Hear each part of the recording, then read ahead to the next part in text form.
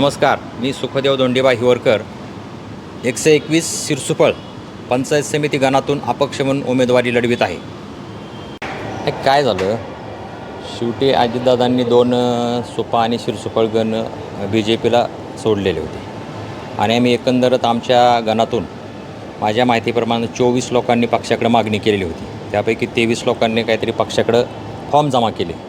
मी योगायोगानं माझा अपक्ष उमेदवार म्हणून तहसील ऑफिसला जमा केला आणि आज अशी परिस्थिती झाली की जे राहिलेले 23 उमेदवार आहेत ते प्रचंड नाराज आहेत. आता अनेक वर्ष आम्ही कधीही भाजपला मतदान केलेलं नाही आणि आज रोजी जर भाजपला मतदान करायचं झालं तर लोक मतदान करणार नाही.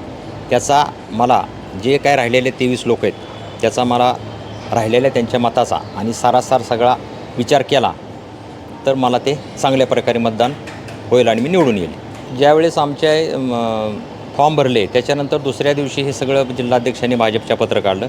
भाजपच्या जिल्हाध्यक्षांनी पत्र काढल्याच्यानंतर भाजपने बारामती तालुक्यामध्ये पंचायत समितीला 11 जागेवरती AB फॉर्म देऊन उमेदवार उभा केले पंचायत समितीला आणि जिल्हा परिषदला 4 उमेदवार भाजपने AB फॉर्म देऊन उभा केले.